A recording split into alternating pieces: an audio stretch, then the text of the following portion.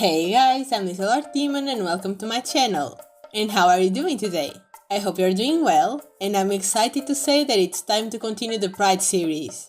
It's video 5 already, I can't believe how fast it's going. But if you're new to this series, hi! In these videos I turn Pride flags into witches, each of them a teacher in a magical school. And today we have a lot of non-binary identities. I'm very excited. And if you haven't watched the first part, don't worry, there isn't any particular order to them. But I made a cute little playlist here on the channel so you can check it out later. But as always, before we get started, don't forget to leave your like and subscribe. Let's get going. Since today it's all about the non-binary flags, I have to start with the non-binary flag. So as usual, I ask your help to pick name suggestions for these guys starting with the same letter as the flag. So for this first one we need names with N.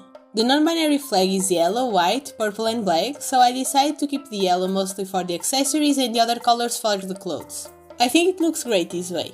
But since this character is a witch, I need to figure out their power. And if you were here on the second video, I decided that all the characters under the trans umbrella would have metamorphosis powers of some sort. What I didn't particularly think through is that I also gave those powers to the aromantic characters. I'm still unsure on how I can divide them, but I also don't see a huge problem in overlapping.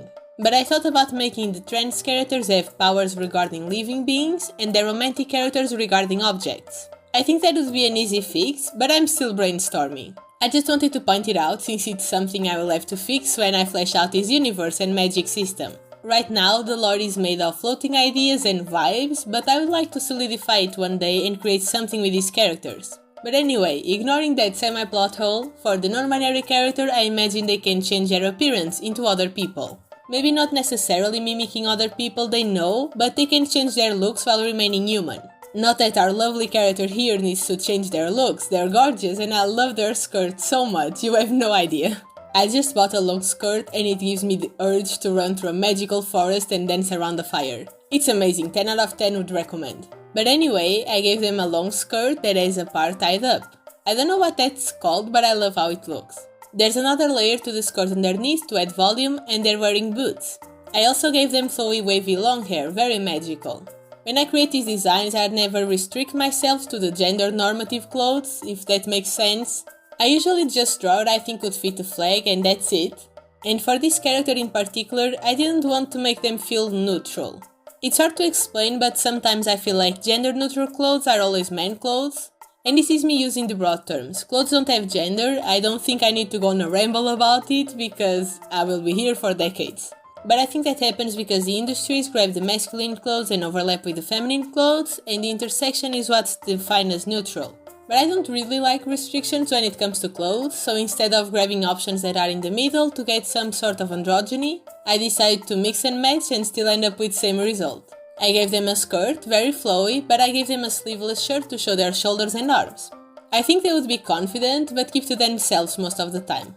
I also think they're tall. That isn't really a personality trait, just something I would like to point out since it's hard to see their heights in separate drawings. But let's move on to the next one. And it is demigender, so get your name starting with D ready. This is another one of those that is an umbrella term. There are demi-boys, demi-girls, demi-non-binary, demi-fluid, demi-flux, a lot of names, I know. But what demi means is half or part.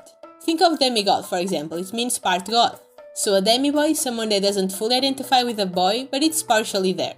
Same with the other terms. The second part of the word is what changes the gender, but the concept is the same.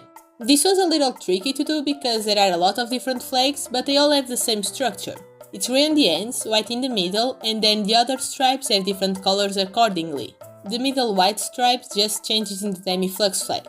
But with that I decided to combine the flags into one character, otherwise I think it would be a lot of different characters with similar designs.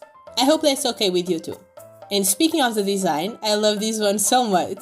I gave her a cute simple dress and made it white. I added the colors on top, and since I wanted to include all the demi-flags, I used a mix of all the colors. The sleeves are grey, but they were really light, so I added some depth with a darker one. I also gave them some fun heels, which I need to get better at drawing, and 2 cute pigtails. I made a curly hair texture brush a while back, and it may still need some improvements, but I think it looks really cute. And I had a lot of fun with the baby hairs too. And if you're wondering what is this witch's power, let me tell you. You can turn invisible and camouflage. I think that would be a sick power to teach. Imagine the students have an exam and it's just a hide and seek game with the teacher. That would be fun.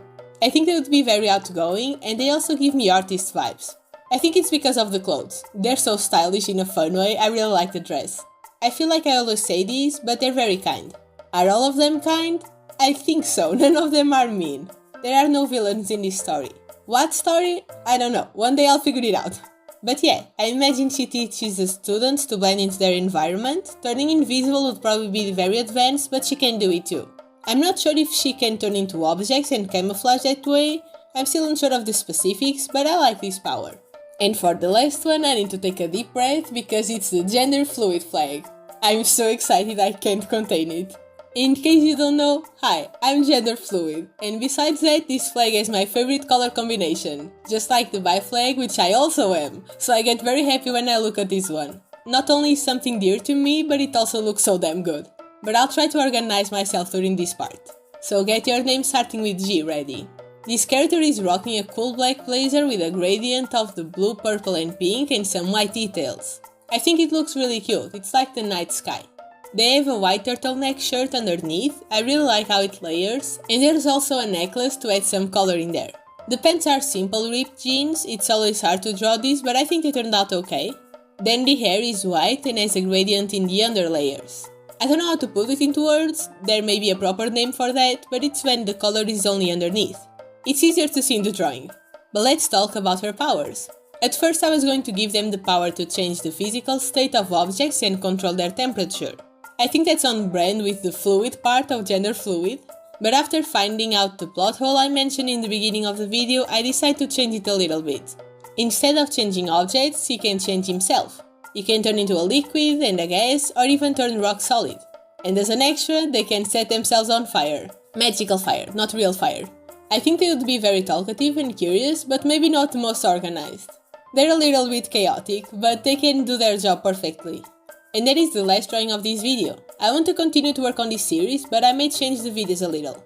I obviously didn't cover all the flags, there are so many of them, but I think 15 characters is a good group.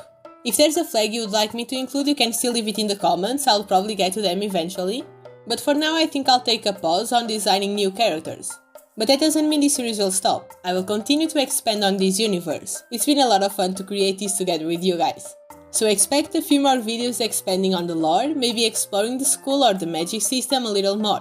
They will be more spread out, but I'm glad you like this series. It's honestly a lot of fun to create. But that's it for today's video. Thank you for watching until the end, don't forget to comment and name suggestions, they're always great, and leave your like too. And also subscribe if you haven't so you don't miss future videos. Thank you again so much for watching, I truly appreciate it, and I'll see you in the next video. Bye!